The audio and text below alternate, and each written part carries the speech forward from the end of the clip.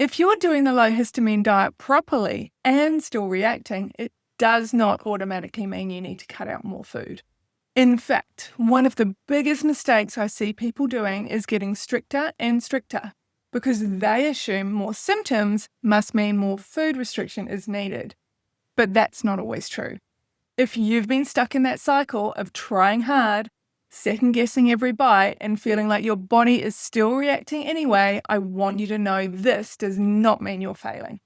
It usually means there's more going on than just the last thing you ate. Today, I want to walk you through why that happens and what to focus on instead. It may not be about the food that you ate. A lot of people approach histamine symptoms like this.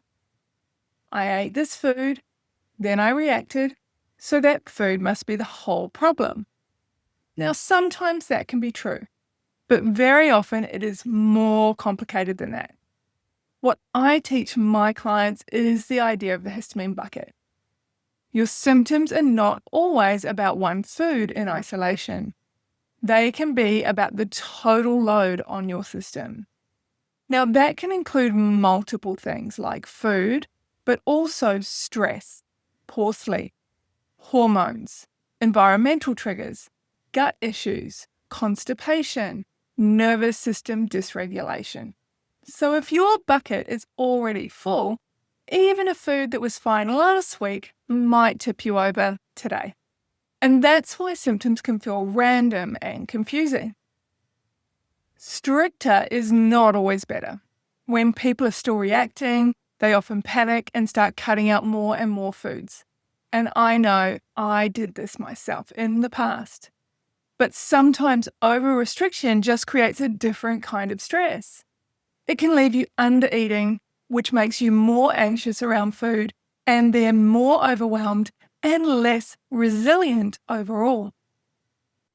That does not mean the low histamine diet isn't helpful.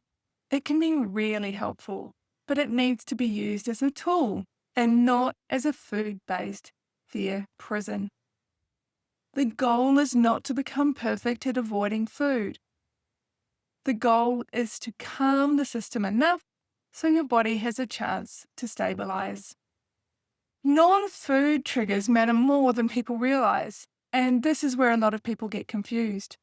They focus so heavily on food that they miss the fact that their symptoms also flare with stress, rushing, poor sleep, perimenopause, pollen, mold exposure, constipation, overexercising, and nervous system overload.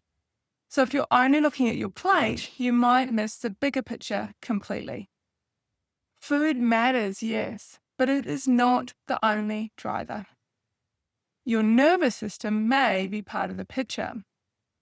If your body feels reactive to everything, it is often a clue that your nervous system is under a lot of load.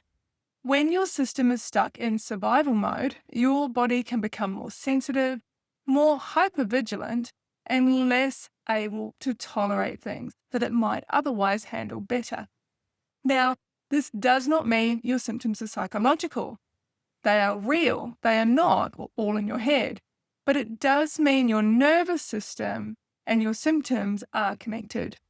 And this is such an important piece because so many people keep trying to solve a body under threat with stricter food rules, when what they really need is more regulation and safety. So, if you're still reacting on a low histamine diet, well, what would I want you to do?